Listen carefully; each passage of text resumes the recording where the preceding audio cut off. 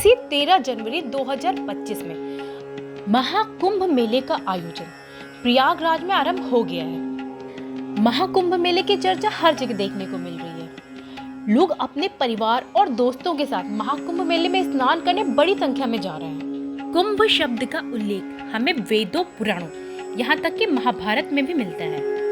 पौराणिक कथा के अनुसार देवताओं और असुरों के बीच समुद्र मंथन के समय अमृत के कलश से कुछ बूंदें प्रयागराज, हरिद्वार, उज्जैन और नासिक इन स्थानों पर जा गिरी। इस कारण इन 4 प्रमुख स्थानों पर कुंभ मेले का आयोजन होता है।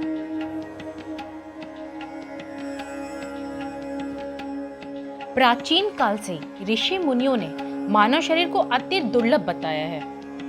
इसीलिए मानव शरीर पाके मोक्ष प्राप्ति के साधन का उपाय परम धर्म है। कुंभ स्नान सनातन धर्म का एक महत्वपूर्ण धार्मिक और आध्यात्मिक आयोजन है। मान्यता है कि कुंभ में स्नान करने से आपके सभी प्रकार के पापों का नाश होता है और आपको मोक्ष की प्राप्ति होती है। प्रयागराज के त्रिवेणी संगम पर 14 जनवरी से 26 फरवरी तक महाकुंभ मेले का आयोजन किया गया है। 144 वर्ष बाद यह पूर्ण महाकुंभ है, जिसमें भाग लेने करोड़ों की संख्या में श्रद्धालु संगम के पवित्र जल में स्नान करने के लिए पहुंच रहे हैं। ऐसा अनुमान लगाया जा रहा है कि इस साल महाकुंभ में 40 करोड़ से अधिक श्रद्धालु प्रयागराज में अपनी श्रद्धा की डुबकी लगाने आ रहे हैं। महाकुंभ मेले के दौरान विशेष अमृत स्नान, जिसे शाही स्नान भी कहते हैं, जो 13 और 14 जनवरी मकर संक्रांति के दिन था। इस मौके पर काफी श्रद्धालुओं ने प्रयागराज के संगम पर अपनी आस्था की डुबकी लगाई। अब अमृत स्नान की कुछ तिथियां हैं, जिनमें 29 जनवरी मौनी अमावस्या की तिथि, 3 फरवरी बसंत पंचमी की तिथि, 12 फरवरी माघी पूर्णिमा और 26 फरवरी महाशिवरात्रि की तिथि मुख्य है। कुंभ मेला सनातन धर्म के सबसे बड़े और सबसे पवित्र धार्मिक आयोजनों में से एक है, जो हर 12 वर्ष में एक बार होता है। कुंभ मेले का आयोजन किस स्थान पर होगा, कब होगा, यह ग्रहों और राशियों पर निर्भर करता है। कुंभ मेले में सूर्य, चंद्र और बृहस्पति ग्रहों का विशेष महत्व होता है। जब सूर्य और गुरु एक राशि से दूसरी राशि में प्रवेश करते हैं, तभी कुंभ मेले का आयोजन होता है। इसी आधार पर स्थान और तिथि भी निर्धारित की जाती है। सिर्फ धार्मिक आयोजन ना होकर ये खगोलीय घटनाओं से जुड़ी बहुत ही पुरानी परंपरा है, जिसमें ग्रहों की स्थिति का विशेष महत्व होता है।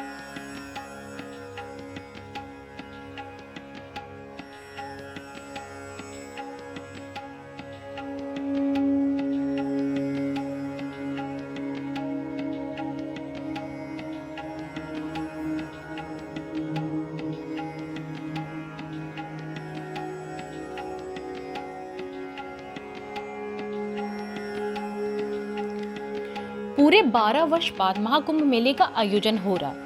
महाकुंभ सबसे बड़ा और धार्मिक अनुष्ठान माना जाता है। कुंभ में लाखों करोड़ों की संख्या में श्रद्धालु आ रहे हैं। कहते हैं कि कुंभ के स्नान के पश्चात आपके सभी पाप मिट जाते हैं। आपकी जितनी भी इच्छाएं और मनोकामनाएं होती हैं, वो पूरी हो जाती हैं। महाकुंभ के दौरान विशेष पूजा अर्चना, यज्ञ और अन्य धार्मिक अनुष्ठान किए जाते हैं। इसके अलावा महाकुंभ मेले को आध्यात्मिक ज्ञान, सांस्कृतिक आदान प्रदान और सामाजिक समरसता का भी प्रतीक माना जाता है। लोग आध्यात्मिक ज्ञान और मानसिक शांति के लिए भी कुंभ मेले में आते हैं।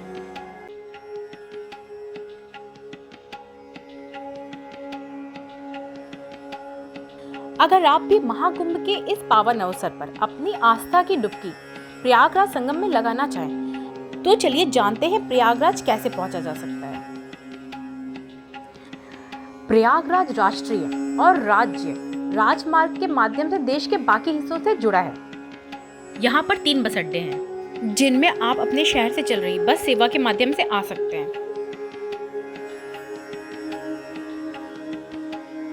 उत्तर मध्य रेलवे जोन के मुख्यालय होने के नाते प्रयागराज भारतीय रेल का प्रमुख स्टेशन है। प्रयागराज में 8 रेलवे स्टेशन हैं, जो भारत के प्रमुख शहरों जैसे कि दिल्ली, मुंबई, बेंगलोर, चेन्नई, हैदराबाद, कोलकाता, भोपाल, ग्वालियर, जयपुर आदि से जुड़ा है। रेलवे स्टेशन पे पहुंचने के बाद आप यहां से स्थानीय गाड़ी, रिक्शा, ऑटो या ई रिक्शा लेके आप कुंभ मेले के आयोजन में सम्मिलित हो सकते हैं। प्रयागराज का डोमेस्टिक हवाई अड्डा बमरोली एयरफोर्स बेस के रूप में जाना जाता है। यह प्रयागराज से 12 किलोमीटर दूर है। प्रयागराज से निकटतम अन्य 2 हवाई अड्डे जो है वाराणसी का लाल बहादुर शास्त्री हवाई अड्डा जो यहाँ से 150 किलोमीटर है तथा लखनऊ का अमावसी हवाई अड्डा जो यहाँ से 200 किलोमीटर दूर है। इनमें से किसी भी हवाई अड्डे पर आप पहुँचने के बाद यहाँ से स्थानीय गाड़ी या अंतर्राज्यीय बसों का प्रयोग करके आप प्रयागराज तक पहुँच सकते हैं। और हाँ, उत्तर प्रदेश राज्य सड़क परिवहन निगम महाकुंभ के दौरान सभी जिलों से 7000 से अधिक बस सेवा का संचालन कर रहा है। इस सुविधा का उन लोगों को बहुत फायदा होगा जो प्रयागराज के आसपास रहते हैं। कुंभ मेले के दौरान प्रयागराज जाने के लिए 3000 विशेष ट्रेनों को भी शामिल किया गया है।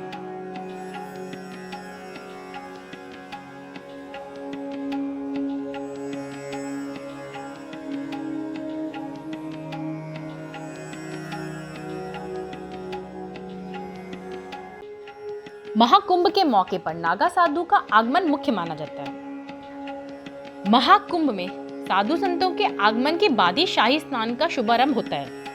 इस मेले में कई अखाड़ों के साधुओं का आगमन होता है। महाकुंभ के मौके पे सभी साधु संत एकत्रित होकर शाही स्नान करते हैं। आप जो दृश्य देख रहे हैं ये इसी साल कुंभ मेले का दृश्य है और आप देख सकते हैं कितनी भारी संख्या में साधु संत कुंभ मेले के आयोजन में भाग लेने आ रहे हैं। तो आम जनता को कुंभ मेले में स्नान के साथ साथ साधु संतों के दर्शनों का भी लाभ मिलेगा।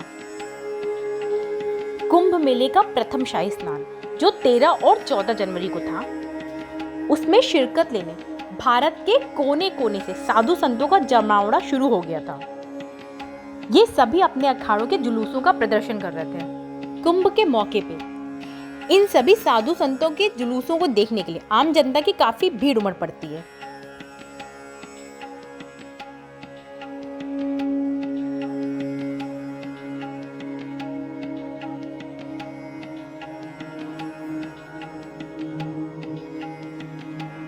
महाकुंभ में प्रस्थान करने के लिए साधु संत अपने अखाड़ों की विशाल शोभा यात्रा निकालते हैं और इसी को पेशवाई कहा जाता है। इस शोभा यात्रा में सजे धजे ऊंट, हाथी घोड़ों से सुसज्जित रथ और बैंड बाजे भी शामिल किए जाते हैं। हाथी घोड़ों पर बैठ अखाड़ों के प्रमुख साधु संत इस शोभा यात्रा में शामिल होते हैं। अखाड़े के प्रमुख साधु संत को महंत कहा जाता है जो रथ के ऊपर सवार होते हैं और अन्य अनुयायी और साधुगण रथ के साथ साथ नाचते गाते चलते हैं।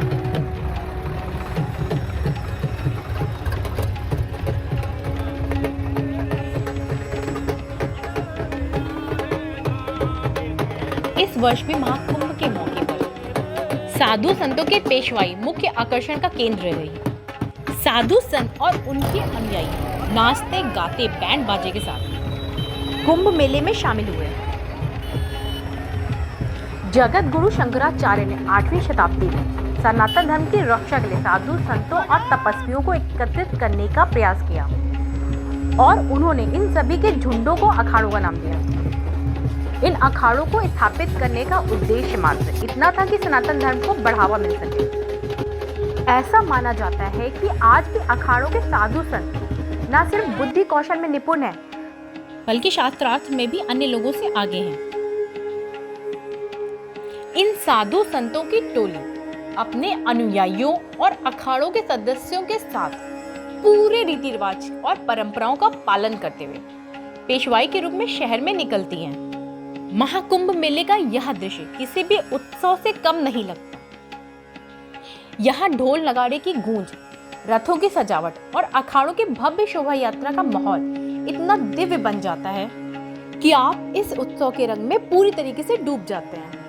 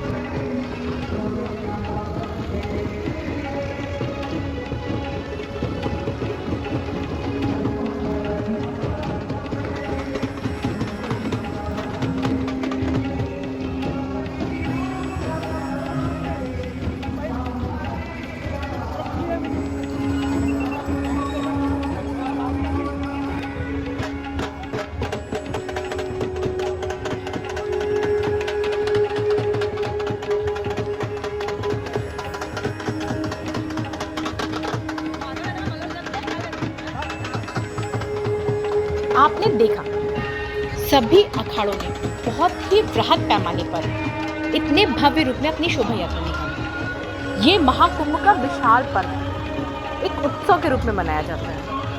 आप देख सकते हैं कैसे यहाँ पे श्रद्धालु अपने साधु संतों के दर्शन के लिए बरसते पानी में इतनी सर्दी में भी यहाँ उपस्थित हैं। यहाँ पर सभी अपने गुरुओं का आशीर्वाद लेने के लिए उपस्थित हैं। कुंभ के मेले के आयोजन का आपको एक लाभ और मिलता है, जो है आपको आपके गुरु के दर्शन, आशीर्वाद और कृपा का।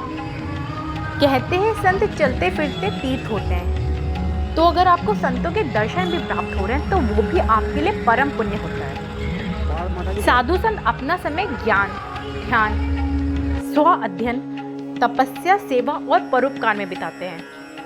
संतों का संबंध भौतिक संसार से नहीं होता है। संतों का मानसिक एवं शारीरिक संबंध सीधे ईश्वर से जुड़ा होता है। इसलिए कहते हैं संतों की वाणी में ईश्वर का निवास होता है। सच्चा संत जो कुछ भी कहता है उसमें मानव कल्याण की ही बात छुपी होती है। संतों के दर्शन से आपके विचारों में सकारात्मकता आ जाती है। इस बार कुंभ के मौके पे दुनिया भर के संतों का आगमन प्रयागराज में हुआ है। तो अगर आप भी संतों के दर्शन का लाभ उठाना चाहते हैं तो इस बार महाकुंभ में प्रयागराज पहुंच जाइए।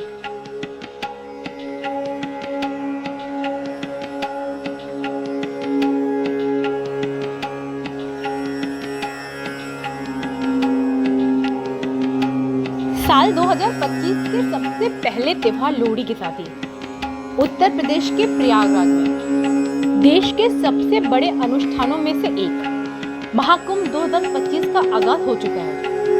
पूरे 12 वर्ष बाद लगने वाले इस महाकुंभ की शुरुआत 13 जनवरी 2025 से शुरू हो गई है और ये 26 फरवरी 2025 तक चलेगा। महाकुंभ को लेकर लोग काफी उत्साहित हैं, क्योंकि इस बार जिन नक्षत्रों के संयोग से महाकुंभ का आयोजन हुआ है वो नक्षत्र 144 वर्ष बाद आया है और शायद आगे भी इतने ही वर्ष बाद आएगा। इसीलिए श्रद्धालु भारी संख्या में महाकुंभ के इस पावन अवसर पर त्रिवेणी संगम में डुबकी लगाने जा रहे हैं। अनुमानतः इस मंगलवार के शाही स्नान में लगभग 3.5 करोड़ श्रद्धालुओं ने संगम में डुबकी लगाई। शाही स्नान सुबह 6 बजे शुरू हुआ और शाम को 6 बजे खत्म हुआ। संगम में सोमवार और मंगलवार 2 दिन के भीतर 5.5 करोड़ लोगों ने स्नान किया। इस दौरान जूना अखाड़ा समेत सभी 13 अखाड़ों के संतों ने स्नान किया।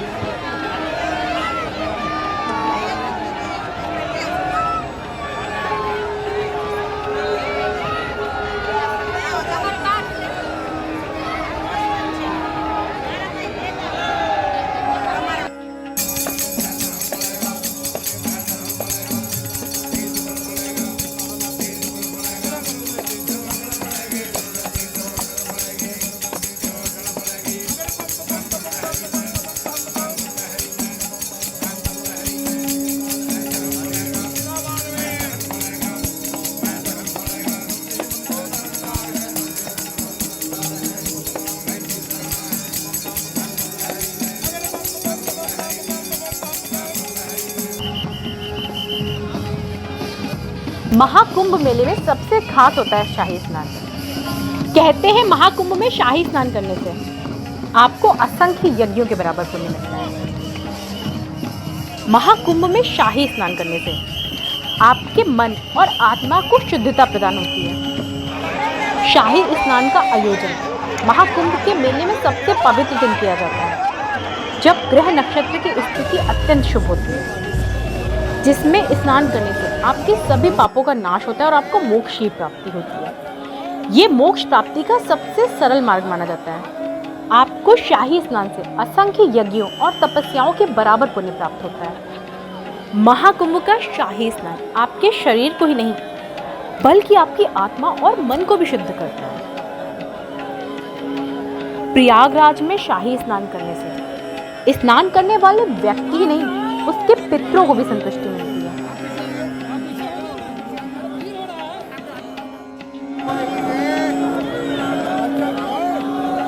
महाकुंभ के दौरान हर दिन किए जाने वाले स्नान को कल्याणकारी माना जाता है।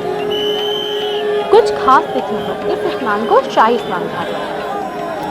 इसी दौरान साधु संत राजसी ठाट बाट के साथ हाथी, घोड़े और रथ पर सवार होकर आते हैं।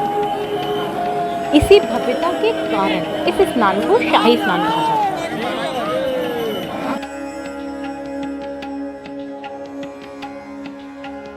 महाकुंभ के मौके पर आपको जगह जगह संतों की टोली मिल जाएगी, जो प्रवचन और कीर्तन करते दिखेंगे।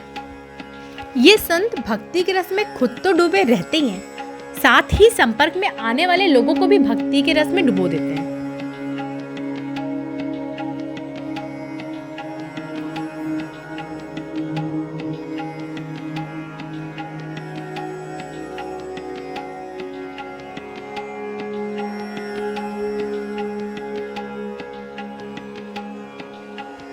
महाकुंभ मेला भारत का सबसे बड़ा धार्मिक समागम है, जिसमें देश विदेश से करोड़ों लोग शामिल हैं।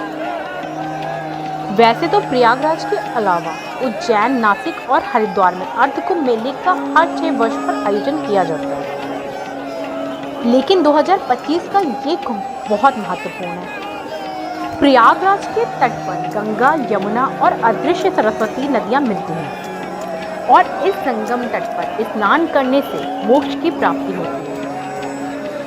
सबसे पहले शाही स्नान नागा साधुओं को करने का मौका मिलता है, क्योंकि नागा साधु को हिंदू धर्म का सेनापति माना जाता है। इसके बाद सभी अखाड़े लाव लश्कर के साथ संगम तट पर पहुंचते हैं। वे सभी नाचते गाते हैं और खुशियां मनाते हैं। सभी के स्नान के बाद आम जनता का नंबर आता है।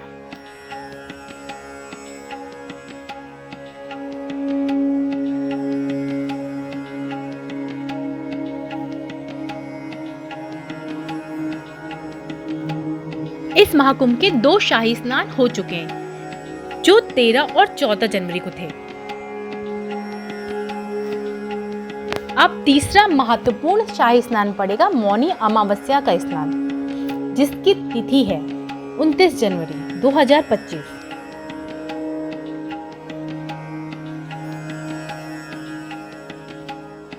चौथा शाही स्नान पड़ेगा बसंत पंचमी के दिन, जिसकी तिथि है 3 फरवरी 2025।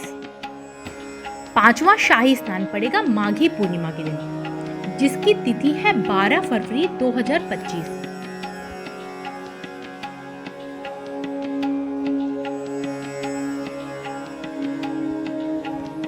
छठा शाही स्नान पड़ेगा महाशिवरात्रि के दिन, जिसकी तिथि है 26 फरवरी 2025। इस वीडियो के माध्यम से मैंने आपको महाकुंभ से जुड़ी हुई कुछ बातें बताई। अगर वीडियो अच्छा लगे तो please like, share and subscribe सारा कुछ कर दीजिएगा। Thanks for watching.